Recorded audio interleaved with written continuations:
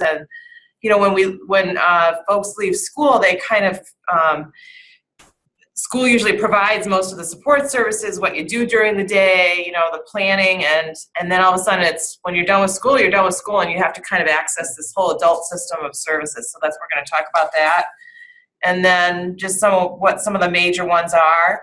And then just how, I want to have you talk somewhat about how you would assist a student in your role, depending on your discipline and your interactions with a family and a young person who has a developmental disability.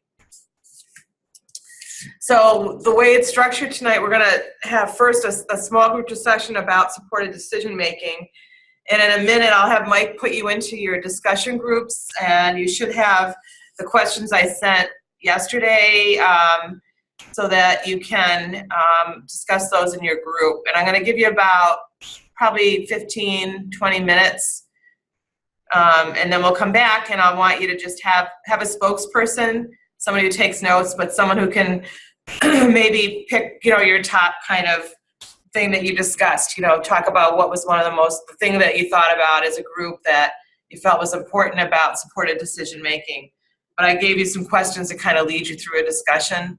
Then secondly, I'll do a lecture on transition and supports, and that's going to be pretty short. I just want to go through some of the major supports there are for adults, young adults and adults, and as you're transitioning, what that process looks like. And then in the end, we have a case study that we'll just look at, and again, have you go into the virtual breakout groups and talk a little bit. So you should have your case study too, which I was on Blackboard. So hopefully you've got the questions for the supported decision making and your case study. You'll have those in front of you somehow, either on your computer or on paper, so you can, when you're in your virtual breakout groups, you can discuss them. Okay, so the first thing I wanted to do is have you, I did want to ask, did everyone get a chance to look at the articles that I sent last night, which were on top of most of your other things on supported decision making? So I feel like there's a lot of information out there. I can only see a couple people, so Mike, can you see how many people have joined us tonight, or? Yes. Pretty much.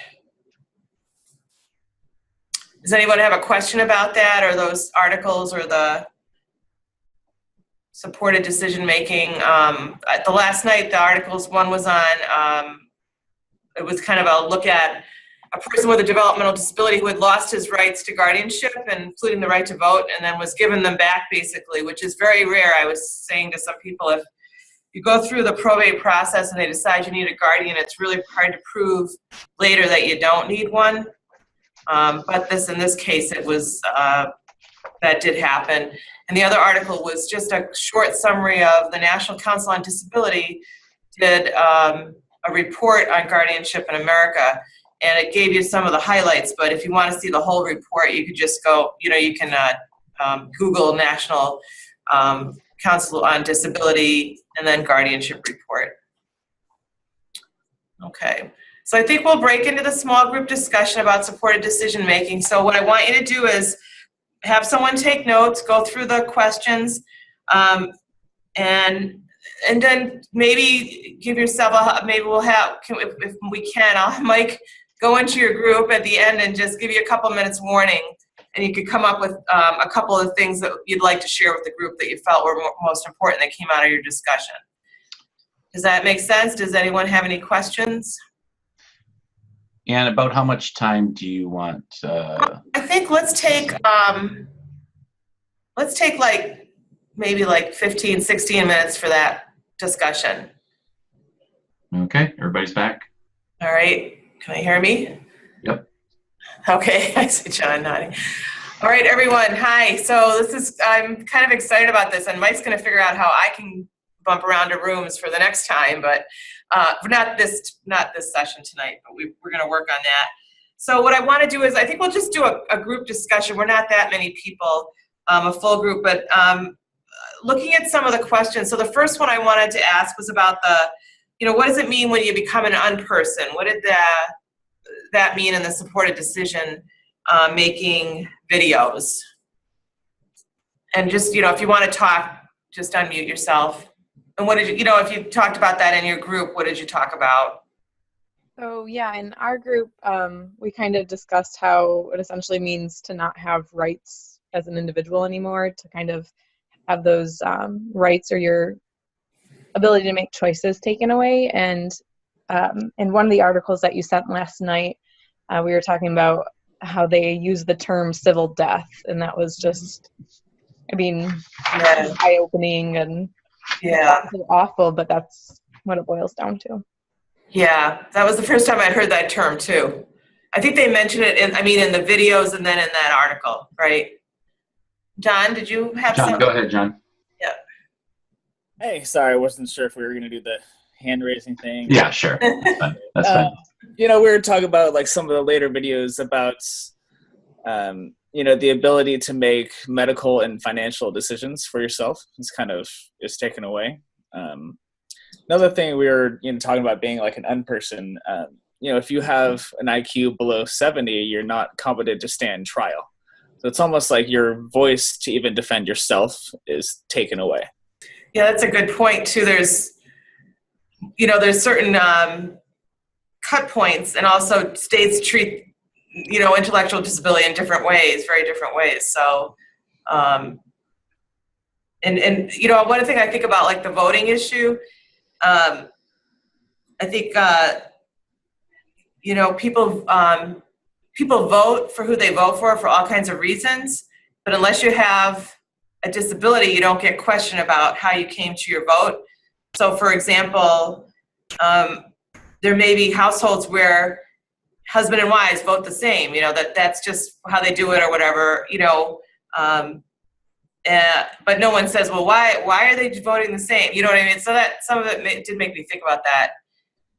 Do we have the right to question how someone comes to a vote? So, and another big point was, what if somebody is undiagnosed? They never have a formal diagnosis. They can still go in and vote. It's not like we're getting screened when we walk into, the poll station. And should we be? So that was, I think, another issue that came up. So did anybody else have some comments or? My group of Maddie and Christine talked about how, in association to the videos about Jenny too, sometimes the individuals that have intellectual disabilities that may or may not need help, for those individuals, this concept of help is so specialized by the society that they're almost turned into what they're not, and they're just blown out of proportion at times. And so needing help is an innate quality for any person. It's just a part of being a person and a human being. But then their help, the need for help is then sort of like way too specialized, and then that sort of assumes that that individual is no longer as a normal, typical person, and that so the whole term of being unpersoned is almost like a failure to recognize that everybody else also needs help. Right. That's a really good point. Right. Because we tend to, disability is really a social construct. And I think in particular in a Western culture, we kind of divide people into groups, right? So when you get that put into this group, disability, your chances of losing your civil rights are a lot greater. And so because you get labeled, like you were saying, as someone who needs help, which gets turned into then you're incompetent, I think is how, it kind of tracks down. So does anyone else have anything to say about the unperson comment? So let's move on. So I'm going to skip over a couple questions because we probably don't have time to talk about each of them. And I was hoping you got to some of them, most of them in your groups. But what is it, when we talk about on question 6, what do you think are the most important ways to support decision-making? So I was thinking about this in general for you to think about, and also in terms of your own professional role. How would you support someone in decision-making? Did you get to the question where did the groups get to the questions at the end? Or, I see a hand up, I think. Is that Philip? Yes, that would be me. Okay. So one way that, we could support decision-making, and I actually saw it on the discussion boards from last night as well from several other of the trainees, is to really explain to the patient exactly what treatment they need, and tell it in layman's terms so that the patient is well aware of what their needs are, why they need it, so that they can really make the decision for themselves. I know a lot of the times when guardians are involved, a lot of the times I would just be, or like the professional would just be speaking to the guardian and not really have the patient be at the center of the whole treatment plan. But I mean, it's a very easy thing to do. It might take more time.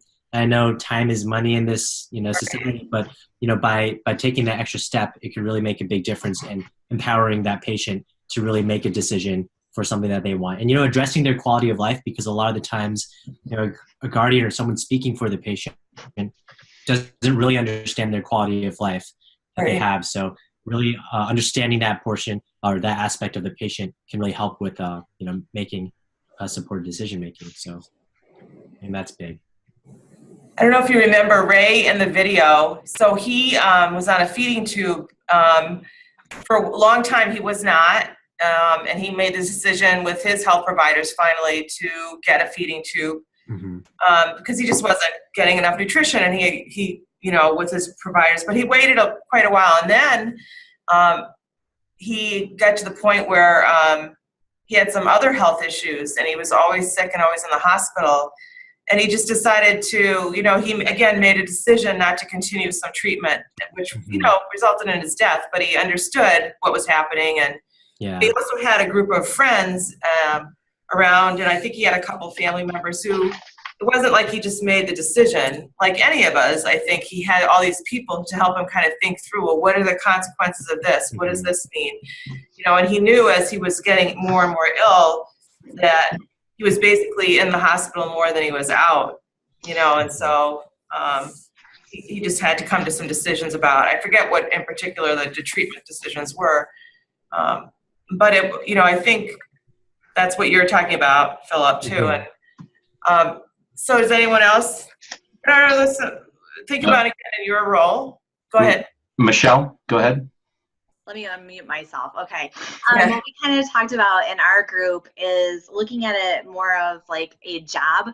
So you're going to surround yourself where these individuals are the boss, and you're going to kind of come into it as like a mentorship where you're creating this team that can help support them the best of their abilities, but you don't necessarily always have to agree. You're kind of pushing them to be their best version of themselves, just like anybody else would have in any other employment opportunity or life in general. So kind of going at it as a mentor and help guiding them make the best decisions to have quality of life is kind of what our group talked about.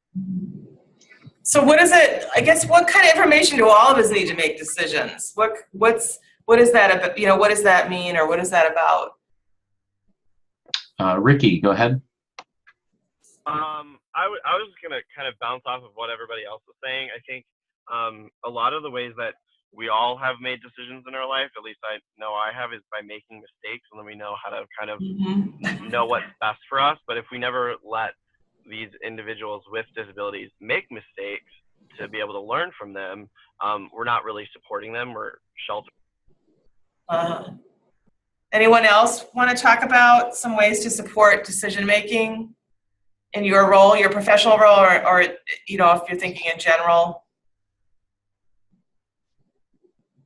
I'll just say that I think the general patient-provider rapport will be the first and foremost thing to establish. And then, constant positive feedback and active listening and an open channel of communication so that the patient is informed, and make sure that the patient has enough time, like Philip was saying, to arrive at a decision one way or another. But even with all these theoretical elements, I still struggle to find a solution for individuals that have communication impairment. So we can all try all we can to make sure that they understand in layman terms and that they're informed. But if the patient is unable to communicate what they've comprehended, then I honestly I'm lost as to what I can do at that time. So let's talk about that, because that's a big big question for a lot of us about, how do we know what someone really wants if they can't tell us? So in working with people with developmental disabilities, what are some other ways that people might communicate their desires? Just in general, if you think about that.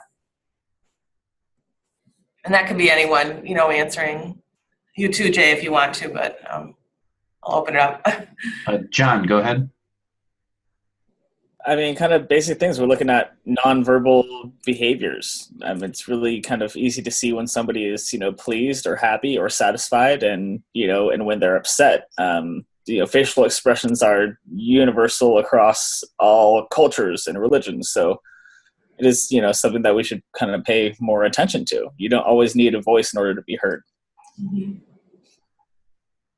So some of the, I don't know if I told you about a young man that I used to work with he didn't speak, but he really did not like higher pitched voices. And so women tend to have a higher pitch, and he would almost recoil sometimes for particularly high pitched voices. But there was another man who was in his life who had this very deep, resonant voice. And every time that man talked, this guy would start to chuckle because it pleased him. You could tell. And we just kind of got to know that about him. And his staff got to know what kind of music he liked by his facial and his body language, That helps with knowing, and then what that does is it informs the people around that person maybe about decision making, about medical procedures or other things. So yes, sometimes people, or you have other people around you, but what you want is people who know the person to help make those decisions, not a guardian that maybe only sees them, once, twice a year or whatever, but someone who is involved in their life. So yeah, it's tricky though, it is. And I think people have concerns about that.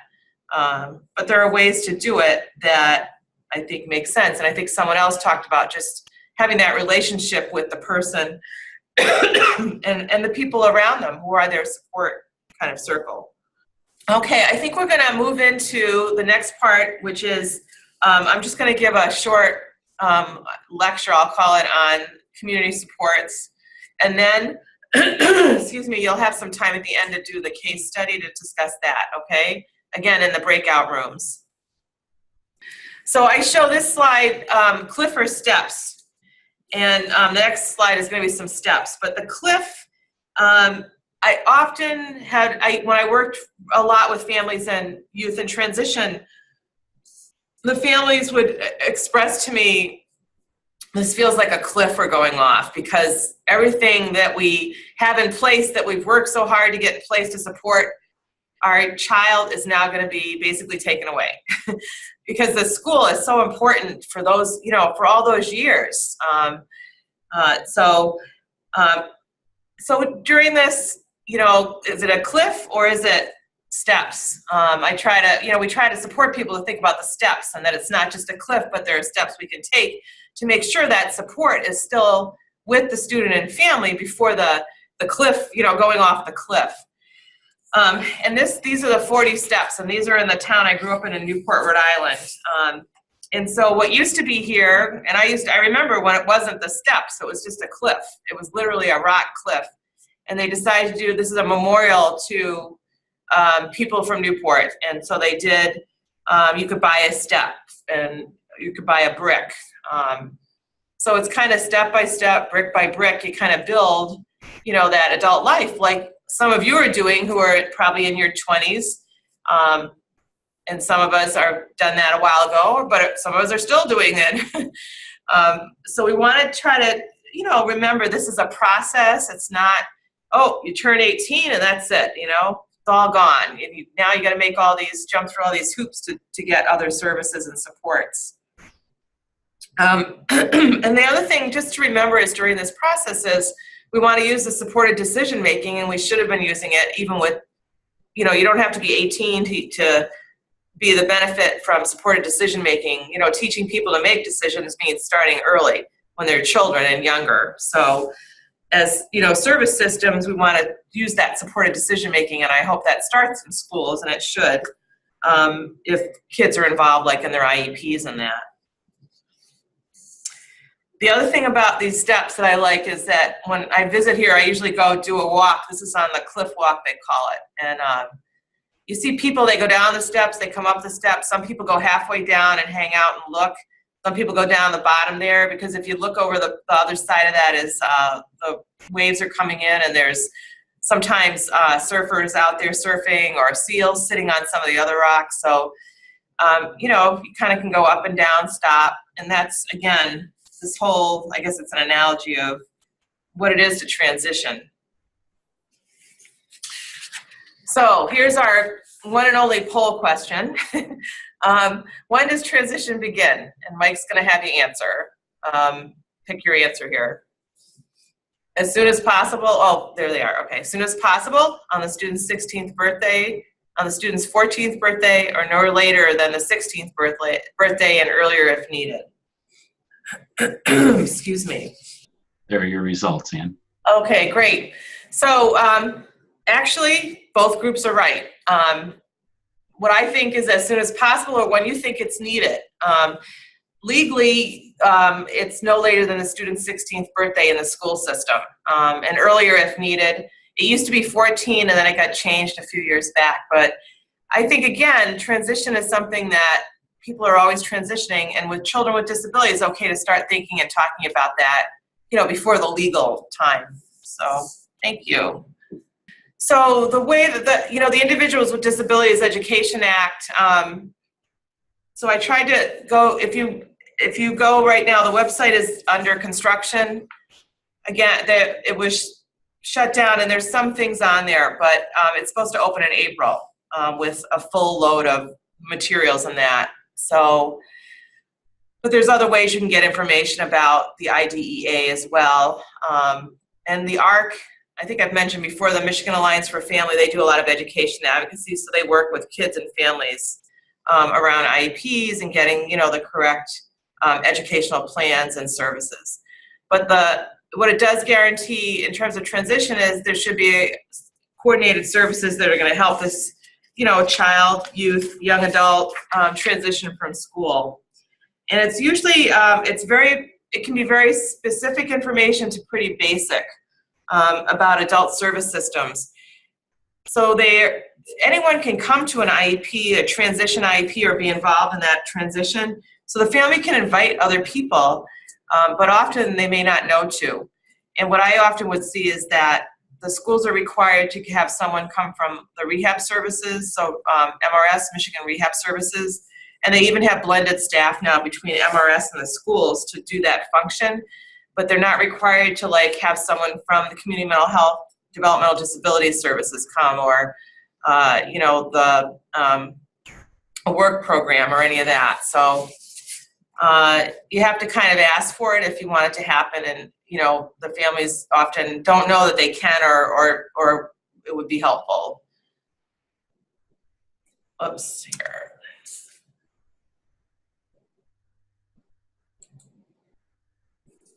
Hey, oh, there we go. Okay. So the activities that that you might be planning for, or that you know might be planned for an IEP that's a transition-oriented one, are these. So for your part, you may be seeing people as they're transitioning, and you know, part of it could be that you want to help the person think through what do they want to do, what are their plans, what are their dreams, so that whatever your part is as a health provider, you can integrate as much as possible what you're doing with that person's goals and dreams. So. I think just, you may think about it again in terms of your own profession, what that might mean in terms of supporting someone with a developmental disability as they transition.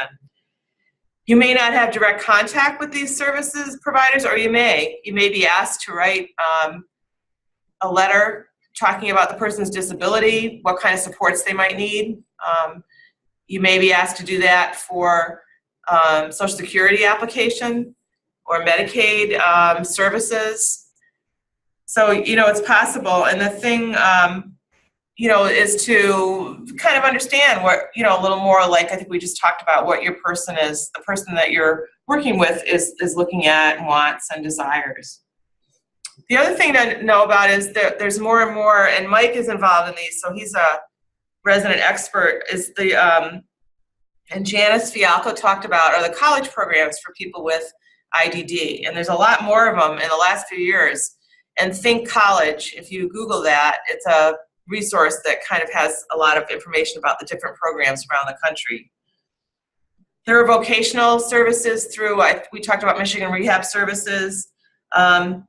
I think they used to focus more on physical disability, but they've been asked to include people with intellectual and developmental disabilities. There's supported employment that usually people can access through their community mental health developmental disability services as an adult. And those might include an enclave where you go with a group to work, or you might have a job coach who comes and teaches you a job and then kind of fades out. You might get accommodations on the job. I worked with a young man who usually they would hire people to do bagging, get the carts, and stock the shelves at this grocery store. And he could bag and do the carts, but he could never remember where to put stuff on the shelves. So they basically hired him to do the 2 things out of the 3 for that job. And they paid him, they had him work, they recognized and had worked, I think, with a job coach that he really could work about 3 or 4 hours at a time a day. He really couldn't work past that because of his disability. So they kind of worked with him to come up, with the hours he could do, which was really cool. So that's an example of how somebody might get kind of job help. And then some people go on for into continuing education and adult ed. Some people with IDD continue on and go to maybe community college, or like we talked about, Think College, where there are programs for people with IDD on campuses. Independent living, again, the community living supports would be through the local developmental disabilities agency, through your community mental health. So it may help as you're dealing with folks in transition, just to kind of know what are some of your local resources for them in case they are stuck or don't know where to start. So the transition meeting, and it's usually 1. It should be more than 1, but it's usually 1. This is who can come. And again, it's really up to the parents and the student to invite people outside of the teachers and MRS, the rehab person.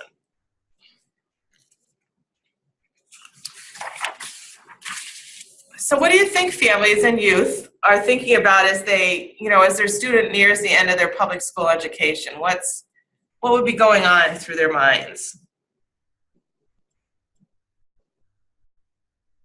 And I have to tell you, I used to have a picture, because the last time I did this, or the first time, the Obama was in office, so I had a picture of the Obamas with all the kids, because their children were also exiting. At least the oldest was on her way to college, I think, at that point. So everyone thinks about transition. But what do you think some of the particular things that might concern a family who has a child with a disability, or the student? John, go ahead.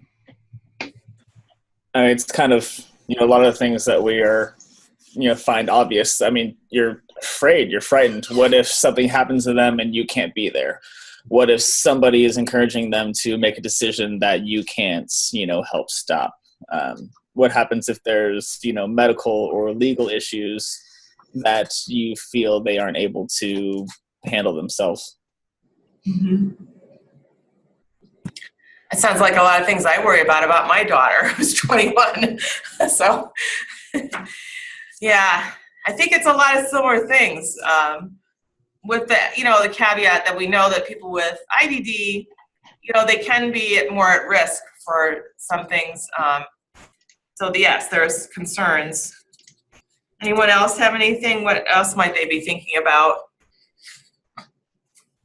Michelle, go ahead.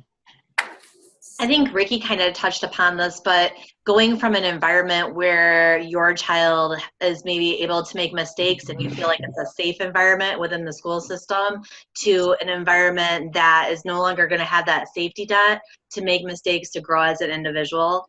That's something that's crossed my mind is, are we going to still have those same supports in that safe environment Or is it, kind of one of those things where we're going to make some mistakes and then we're going to have some serious consequences to learn from? So maybe that. Yeah. So yeah, there's, I think there is a fear of the risk in that, like you said, these new places, are they going to be as supportive maybe as your school has been? Those kind of things, yeah. So some of the other things that people have said to me or asked me over the years, and these are just different questions because they come up, during this transition time. A lot of questions around benefits and to relationships, So some of the ways that parents and students can get supports is through some of the local community support systems and groups. And I know that some of you have had an opportunity to volunteer or go out to some of the community groups. But I know the ARC is a big one. I forget the one some of you have been going to and volunteering at. That one, I can't think of it now. Anyway, so that, understanding who some of the local support is. A lot of now, I know that a lot of this is happening online or on Facebook. There's a big, I think I've told you about, there's a couple of really big parent FASD groups on Facebook, and they share a lot of information and support, and it's really great. So this idea of emerging adulthood is actually a framework that there's an author, Jeff Arnett, I can't remember now if he's a psychologist, but he talks about that youth go through this period, especially in industrialized countries, where they're kind of finding their way in their 20s, sorting through, what is it, career options, education, relationships, home, where am I living, kind of emerging into adulthood and trying to figure out all these things. For young adults with disabilities, they may lack financial resources or not be able, and because we know that the employment rate for people with disabilities is very low. So, they get support maybe through parents. There's these state and federal programs. And I say here, you have to have Medicaid. And the reason for that is that Medicaid pays for most of the community support someone will get in the community.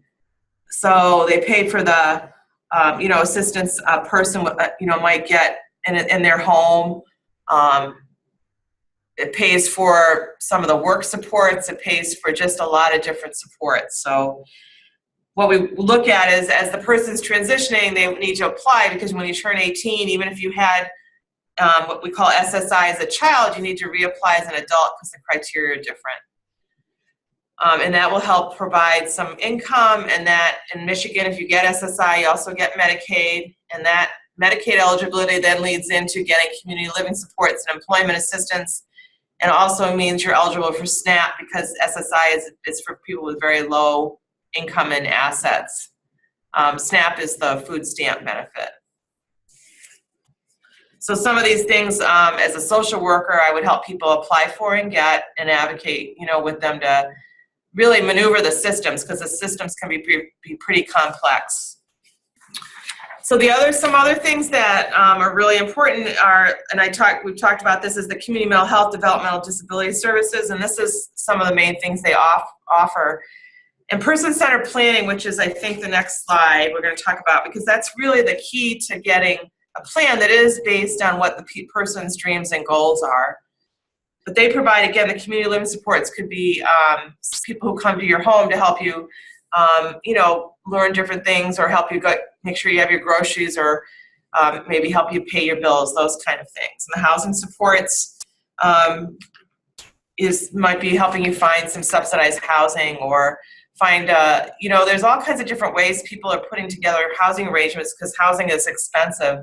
So sometimes a parent will buy a house and for their son or daughter, and then they'll look for roommates. Or somebody might want an apartment on their own. A woman that I have known for a long time, she just really can't live with anyone else. That just would not work for her. So she's been able to have a subsidized apartment and live on our own with her Social Security. And she had a job for years until she retired a couple years ago. She's now at retirement age. So she's been able to manage that. And then some people volunteer. And supports coordination is the case management that comes with that. And they call it supports coordination when you're talking about the individual kind of services you're going to get. Who's going to help you access all of them. So the person-centered planning, I think we've talked about this, maybe Elizabeth talked about it in the beginning, but it's really important and key, and we're one of the few states that has this built into the Michigan Mental Health Code, so it's a requirement as part of your planning if you're a person with a mental illness or a developmental disability and you're getting community mental health services that you have person-centered planning. And this is different from an individual plan of service, which tends to be pretty formulaic. This really talks at what's my quality of life going to be? What will enhance it? What do I want in my life? It really turns it kind of around so that it starts with, I think some of you said this earlier, with the person first. And this is a really different way of thinking, although it's been around for I think it's been in our community mental health for about 20 years, it takes, some doing to get at, because we're used to having our systems where we can just check off a box and say, oh, they need housing, oh, they need this, they need that, instead of flipping it and saying, well, what do we mean? What do you want in your life? What do you want to be doing? What can we access for you? What's available? How are we going to meet your dreams? So yeah, it's been very important to have this, and it's now becoming more, this language is coming more in the health systems and healthcare systems. I don't think it means quite the same thing, but it's good to be out there. All right, so any questions about any of that, or any questions about services and supports? That was a real brief overview. So if there isn't, I think we can break out again, Mike, and trainees into the groups. And what I'd like you to do is you have a case study that was on Blackboard. And so again, I'd like you to just go through the questions and discuss them, and then we'll come back and go through a few of the questions. So Mike, if you could break people out again, that would be terrific. Sure. About how long, Anne, would you like to do? Oh, wait a minute, here. I can't see the clock when I have the thing up. It's 6:36. Okay, oh, wow, okay. So let's do 15 minutes, and 15. We'll reconvene in. Yeah, give us a few minutes to come back. Yep. Okay. Okay. Thanks. Yep. Okay, and everyone has returned. Okay.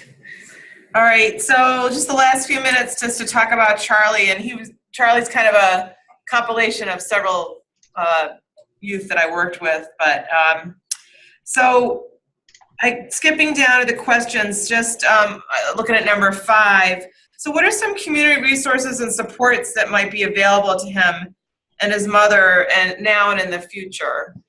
Thinking about what I talked about, and just what you've learned. Go ahead, Kayla. So something we talked about was maybe like a big brother, little brother program, and kind of role reversed, having him be a big brother to another child might give him a sense of responsibility. It might make him shape up a little and realize that I need to be a role model. I need to set a good example for my little brother. And by breaking into the grocery store, stealing alcohol, that's not setting a good example for him. So that might help him gain a little bit of responsibility and help him to kind of put everything together. I like that. Kind of reverse the roles a little, like he has that relationship with Joe, but let him have that relationship where he can be kind of the adult in that situation. Yep, exactly. Cool. Yeah. What else might be available to him, or what else in his life could be, used to kind of enhance what's happening for him? We talked about making like a calendar with visual cues. One of the things he forgets to take out the trash, so maybe having like a weekly reminder. This is the day that I take out the trash. we're also thinking about, you know, how people have pill bottles that they keep their daily medications in, you know, Monday, Tuesday through Sunday. Having one of those that holds his change for the bus. It's something that he can go to every day and take out the proper amount rather than worried about having it in his pocket or scrummaging through what he has in order to get the right denomination. I like that, yeah. It's almost setting up however that would work, but it's something he could set up ahead of time. So he just, like you said, has to go and grab his money for the bus or whatever for that day. Yeah, I like that. Very cool. I'll tell you who are great people. Do we have any OTs in this group? I don't think we do. I want to get an OT some trainees, because they're really good at coming up with kind of how people can kind of figure out stuff for their, you know, daily lives to get through things. So, but you're coming up with some really good things too.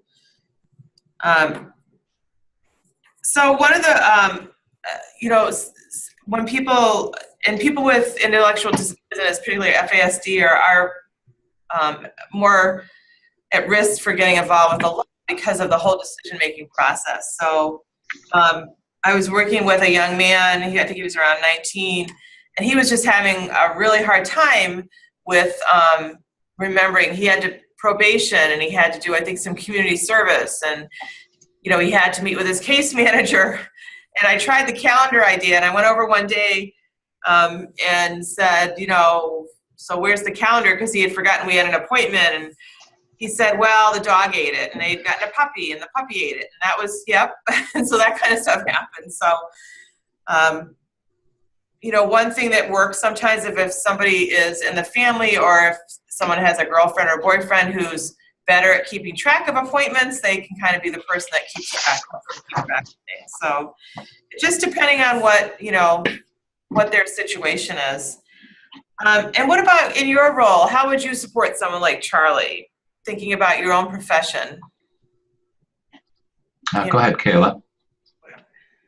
So a lot of people don't realize this about speech pathology, but it is within our scope of practice to do things with cognitive aspects of communication. So that includes attention, memory, executive functioning. That's all within our scope of practice to work on things like that. So implementing visual aids or memory reminders, things like that.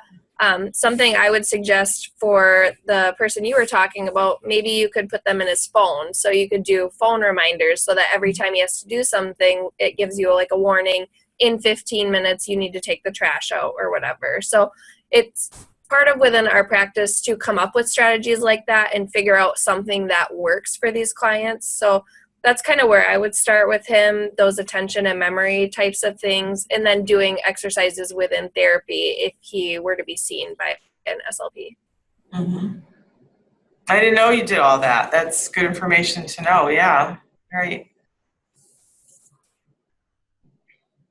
Anyone else? What would you do in your role as you know, in terms of your own role as a professional?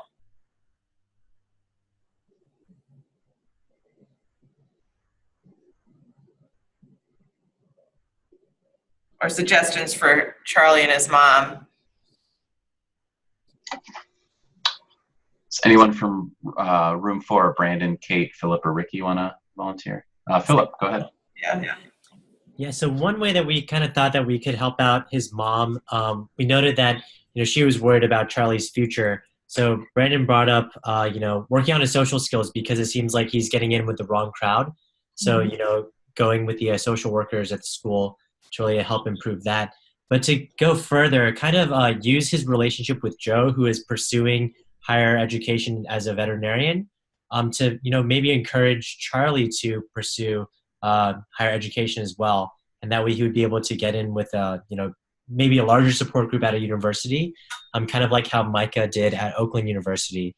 And, that would at least, you know, perhaps take the load off of his mom and really help him, you know, choose a career from here on out. So we felt like that would be a pretty good idea.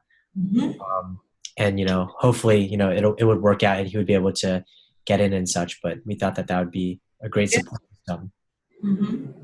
Yeah, I think, you know, that's one thing too, is to find out what are the supports already in the person's life. Who are they having, you know, in relationship with or in friendship with, and how can we enhance that? Or, you know, even ask people to be a little more involved, because, you know, with the difficulties that Charlie was having with the law, I'm sure Joe could be, again, on the other end, maybe be a good role model, like you're saying, and encourage him to do other things. So, yeah, absolutely. So finding mentors, we know mentoring is something that is really important to people. So it can make a big difference. Go ahead, Jay. I was just going to say that I think it'll be also really important to consider the fact that Charlie is 18, so adolescent, young adult. So it'll be so gauging what his true level of interest is, and getting introduced to these new help will be really important, because he might not want any. He might be embarrassed to be associated with any groups of people. Particular groups of people, even we talked. My group talked about big brothers, big sisters. I thought that was a great idea, but he might not welcome such help. Mm-hmm. That's a really good point. It's a tough time, that in adolescence and especially if you're already having some problems, some people don't want to necessarily be involved anymore with other people that might find out about that, or they feel like they might be judged. So, Hi, Ann. You have about 1 minute left. Okay. Just to let you know. Well, does anybody have any last thoughts or wanted to say anything? Boy, that went fast. Anyone else? That's it. The breakout rooms for this session were really great. Oh, cool. Oh, you liked it? Okay, good.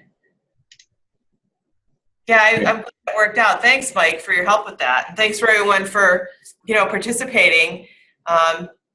So yeah, we'll try to work with this a little more too. All right, well, that's all I had. So if you ever have questions though about services and supports in the community, you can always feel free to call me or email me, because I can often figure out what it is you're looking for. So, all right, thanks so much. Have a good rest of your evening.